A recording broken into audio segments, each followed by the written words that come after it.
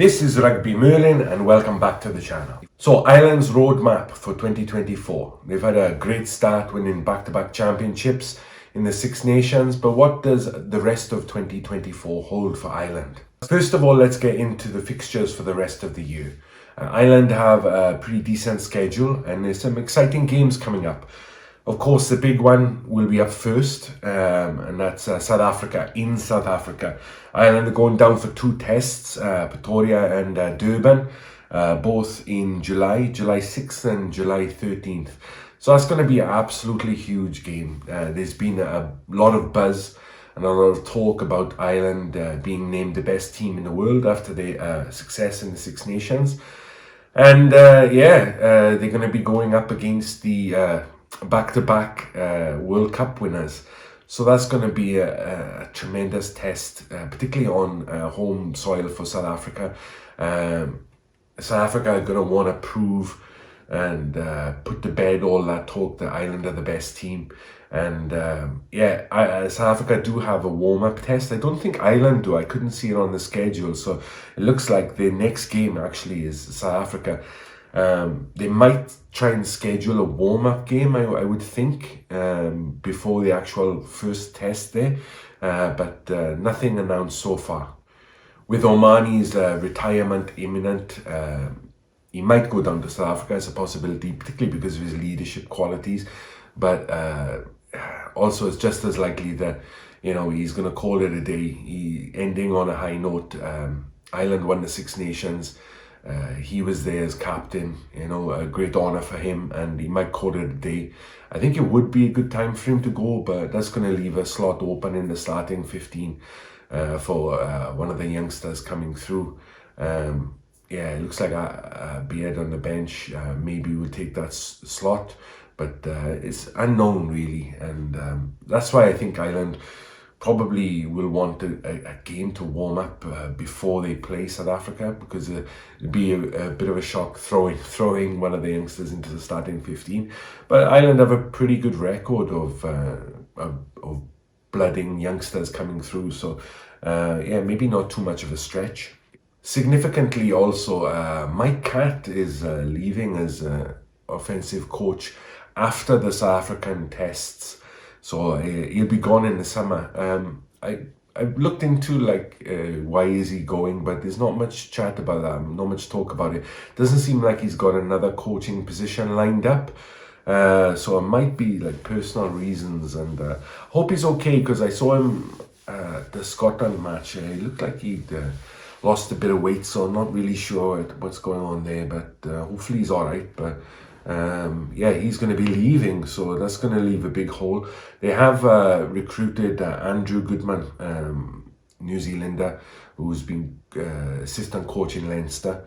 Another young guy, but actually he's 41 years old, and Farrell is only a little bit older than him, so Farrell's pretty young as well.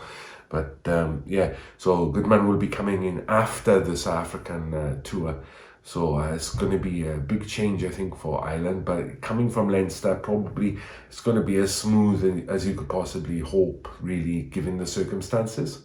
I really think Rassie will be looking to make a point in that South African tour. They're going to want to win both those tests, and it's going to be a huge challenge for Ireland, and one they'll be up for, certainly. And I think it's interesting because, of course, South Africa are back-to-back world champions, and any other team, you'd say, okay, Ireland are not the best team in the world, absolutely, because South Africa are back-to-back world champions. But there's just that little crack in the door where the only team to beat South Africa in the last World Cup were actually Ireland. So that's what makes it especially interesting, I think.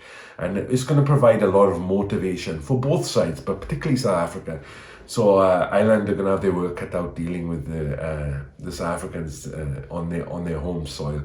So I think everyone in the world is looking forward to that test series.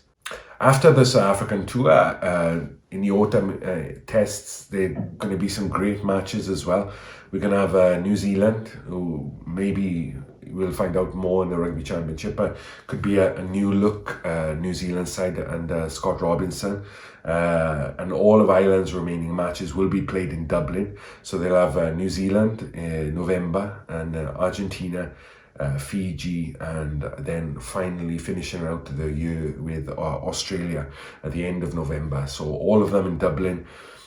Some great test matches scheduled there, and overall, maybe we'll get into some of the other European nations and their roadmap for 2024 as well. But there's some great games coming up, and I think after the World Cup last year, this is a perfect antidote. We've had a good Six Nations. It finally finished off being a really good Six Nations, and then pitting the Southern Hemisphere against the Northern Hemisphere always put some logs on the fire there. So yeah, I'm really looking forward to this year. I expect it to be a little bit of a phase change for Ireland in terms of they're going to be favourites for a lot of the matches, and teams are going to be trying to knock them off their perch. It's going to be interesting, especially after Goodman comes in, to see if Ireland's attack changes at all, whether they bring some more variation into their game. Obviously, being like one of the most successful sides in world rugby, teams are going to be like studying them and targeting them and trying to break them down. So maybe a little shift, a little bit of footwork might serve them well in the upcoming tests this year. So hope you've enjoyed this video. It's just a little overview of what to expect from this Irish team this year. And if you've made it this far, thank you very much for watching. Like, subscribe, all that jazz, and I will see you for the next one. All right, cheers, bye-bye.